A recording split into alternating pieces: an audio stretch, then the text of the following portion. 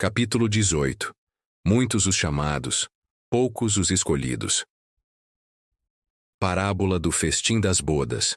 Falando ainda por parábolas, disse-lhes Jesus: O reino dos céus se assemelha a um rei que, querendo festejar as bodas de seu filho, despachou seus servos a chamar para as bodas os que tinham sido convidados. Estes, porém, recusaram-se a ir.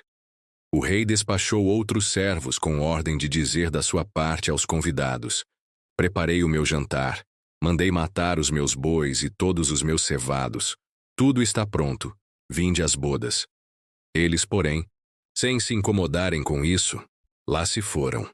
Um para a sua casa de campo, outro para o seu negócio. Os outros pegaram dos servos e os mataram, depois de lhes haverem feito muitos ultrajes. Sabendo disso, o rei se tomou de cólera, e mandando contra eles seus exércitos, exterminou os assassinos e lhes queimou a cidade. Então, disse a seus servos: O festim das bodas está inteiramente preparado. Mas os que para ele foram chamados não eram dignos dele. Ide, pois, às encruzilhadas e chamai para as bodas todos quantos encontrardes. Os servos então saíram pelas ruas e trouxeram todos os que iam encontrando, bons e maus. A sala das bodas se encheu de pessoas que se puseram à mesa. Entrou em seguida o rei para ver os que estavam à mesa, e dando com um homem que não vestia a túnica nupcial, disse-lhe: Meu amigo, como entraste aqui sem a túnica nupcial? O homem guardou silêncio.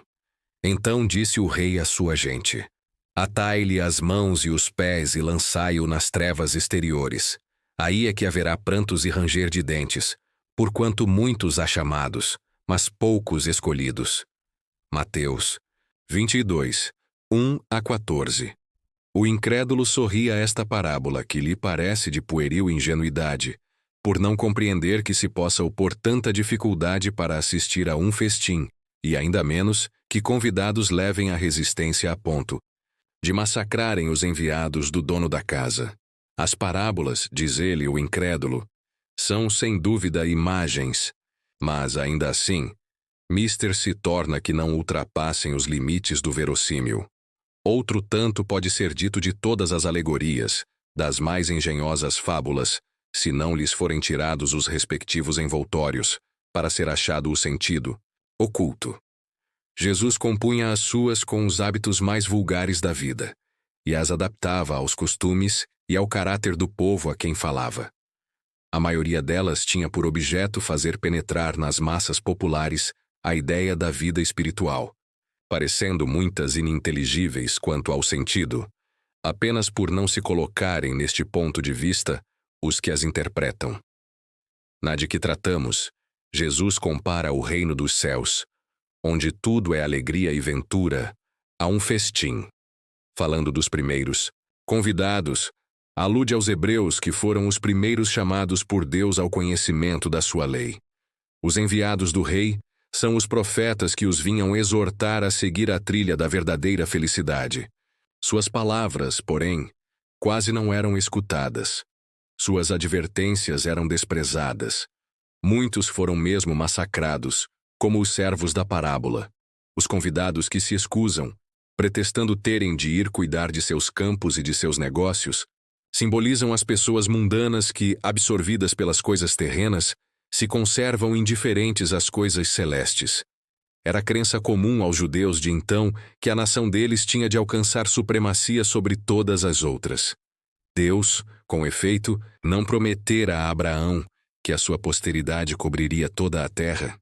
Como sempre, porém, atendo-se à forma, sem atentarem ao fundo, eles acreditavam tratar-se de uma dominação efetiva e material. Antes da vinda do Cristo, com exceção dos hebreus, todos os povos eram idólatras e politeístas. Se alguns homens, superiores ao vulgo, conceberam a ideia da unidade de Deus, essa ideia permaneceu no estado de sistema pessoal. Em parte nenhuma, foi aceita como verdade fundamental, a não ser por alguns iniciados que ocultavam seus conhecimentos sob um véu de mistério, impenetrável para as massas populares. Os hebreus foram os primeiros a praticar publicamente o monoteísmo. É a eles que Deus transmite a sua lei, primeiramente por via de Moisés, depois por intermédio de Jesus. Foi daquele pequenino foco que partiu a luz destinada a espargir-se pelo mundo inteiro, a triunfar do paganismo e a dar a Abraão uma posteridade espiritual tão numerosa quanto as estrelas do firmamento. Entretanto, abandonando de todo a idolatria, os judeus desprezaram a lei moral para se aferrarem ao mais fácil, à prática do culto exterior. O mal chegara ao cúmulo. A nação, além de escravizada, era esfacelada pelas facções e dividida pelas seitas. A incredulidade atingira mesmo o santuário. Foi então que apareceu Jesus, enviado para os chamar à observância da lei e para lhes rasgar os horizontes novos da vida futura. Dos primeiros a ser convidados para o grande banquete da fé universal, eles repeliram a palavra do Messias celeste e o imolaram. Perderam assim o fruto que teriam colhido da iniciativa que lhes coubera. Fora, contudo, injusto acusar-se o povo inteiro de tal estado de coisas.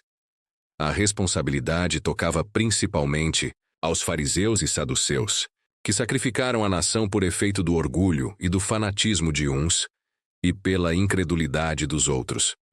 São, pois, eles, sobretudo, que Jesus identifica nos convidados que recusam comparecer ao festim das bodas. Depois acrescenta: vendo isso, o Senhor mandou convidar a todos os que fossem encontrados nas encruzilhadas, bons e maus. Queria dizer desse modo que a palavra ia ser pregada a todos os outros povos, pagãos e idólatras, e estes, acolhendo-a, seriam admitidos ao festim, em lugar dos primeiros convidados. No entanto, não basta a ninguém ser convidado. Não basta dizer-se cristão, nem sentar-se à mesa para tomar parte no banquete celestial. É preciso, antes de tudo, e sob condição expressa, estar revestido da túnica nupcial, isto é, ter puro o coração e cumprir a lei segundo o Espírito. Ora, a lei toda se contém nestas palavras: fora da caridade não há salvação. Entre todos, porém, que ouvem a palavra divina, quão poucos são os que aguardam e a aplicam proveitosamente. Quão poucos se tornam dignos de entrar no reino dos céus. Eis porque disse Jesus: chamados haverá muitos, poucos, no entanto, serão os escolhidos. Muito obrigado por acompanhar o nosso canal. Para nos ajudar a continuar esse projeto, curta o vídeo, inscreva-se no canal e deixe seu comentário. Conte para nós como o Evangelho de Cristo transformou a sua vida. Se desejar, você também pode contribuir com doações via Pix. A chave está na descrição deste vídeo. Que Jesus te abençoe e até o próximo encontro.